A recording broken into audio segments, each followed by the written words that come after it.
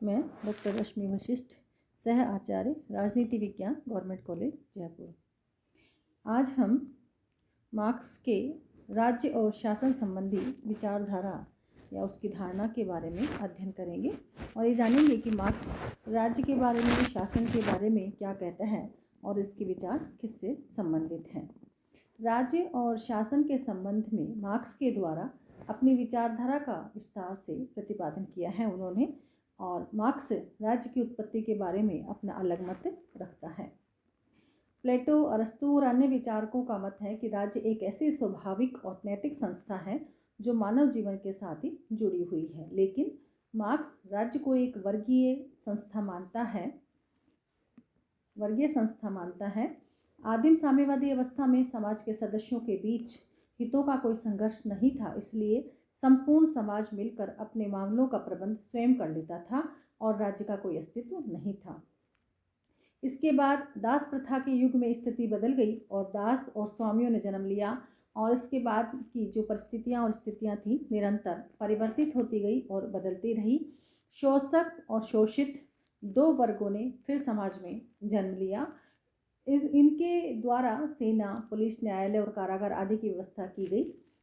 स्वामी जो वर्ग के सदस्यों की संख्या बहुत कम थी और बहुसंख्य समाज के विरुद्ध अपनी स्थिति बनाए रखने के लिए इन्हें शक्ति का आश्रय लेना पड़ा था। इस प्रकार राज्य संस्था का निर्माण एक वर्ग का दूसरे वर्ग पर आधिपत्य और नियंत्रण रखने के लिए किया गया, अर्थात समाज के अंदर दो वर्गों ने जन्म लिया। एक जो था वो काम करता था और दूसरा उसके काम में सहयोग करता था। तो इस प्रकार से एक का आधिपत्य था, अधिकार था, नियंत्रण था, और दूसरा वह वर्ग था जो नियंत्रित हो रहा था। तो इस प्रकार समाज में मार्क्स जो है वो राज्य की उत्पत्ति के आधार पर ये मानता है कि राज्य एक वर्गीय संस्था है। शासन के बारे में भी मार्क्स ये कहते हैं कि शासन जो है वो शोषण के यंत्र हैं। राज्य का उदय वर्ग विभेद के कारण हुआ और राज्य संस्था सदैव ही शोषक वर्ग के सहायक के रूप में कार्य करती रही। सामंती युग में राज्य की शक्ति और साधनों का सामंतों पर अधिकार होता था, उसके द्वारा वे बहुसंख्य किसान जनता का शोषण और उत्पीड़न करते थे। पूंजीवादी युग में राज्य संस्था पर पूंजीपति वर्ग का आधिपत्य हो गया, तो फिर पूंजीपतियों ने शोषण करना शुरू कर दिया। मार्क्स के अनुसार ये बात प्राचीन काल के निरंकुश राज्यों के समान ही वर्तमान के तथा कथित लोकतंत्रीय राज्यों के संबंध में भी सत्य है। इन राज्यों में लोकतंत्र केवल दिखावे की वस्तु है, वह केवल मात्र पूंजीपतियों के हित के लिए काम करता है, संपूर्ण जनता के हितों के लिए वह काम नहीं करता है। राज्य की प्रतिनिधि संस्थाओं में कभी जनता के वास्तविक प्रतिनिधियों का बहुमत हो जाए और ये संस्थाएं पूंजीपति वर्ग के हितों के विरुद्ध कार्य करने लगे, तो पूंजीपति वर्ग इन संस्थाओं को बलपूर्वक नष्ट कर देता है। इन लोकतंत्रीय राज्यों में भी कानूनों का निर्माण पूंजीपतियों के संपत्ति संबंधी और अन्य हितों की रक्षा की दृष्टि से किया जाता है। मार्क्स का कहना है कि पूंजीपति के हितों की रक्षा के लिए लोकतंत्रीय शासन व्यवस्था कार्य करती है, ये किसी और वर्गों के लिए कार्य नहीं करती है।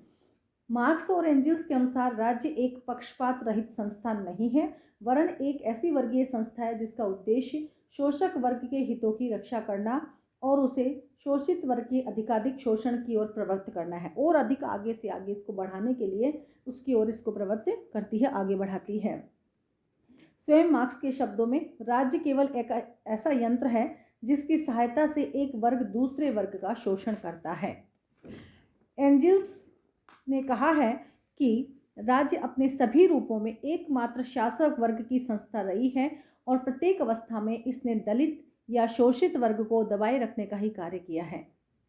तो इस प्रकार से राज्य और शासन दोनों ही शोषण का कार्य करते हैं। इनके द्वारा जो निम्न वर्ग है उसका शोषण किया जाता है।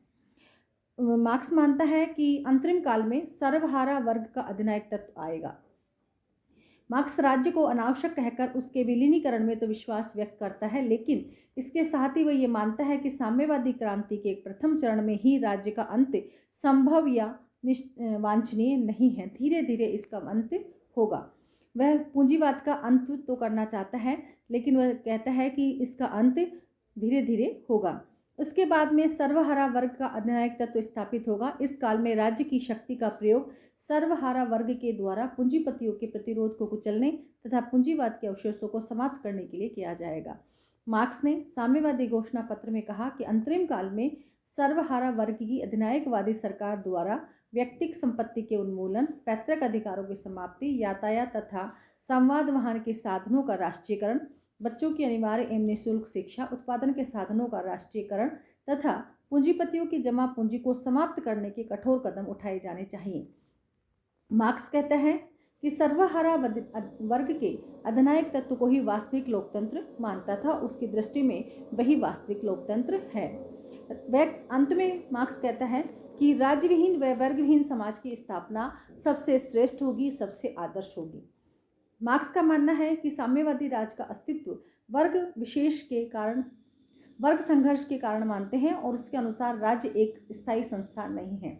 अतः उसका विचार है कि सर्वहारा वर्ग के अधिनायकवाद के बाद जब विरोधी वर्गों का अंत हो जाएगा तो राज्य की सत्ता का भी अंत हो जाएगा और राज्यविहीन वर्गविहीन समाज की स्थापना के बाद ही वास्तविक साम्यवादी समाज की स्थापना होगी, उसका प्रारंभ होगा, उसकी शुरुआत होगी।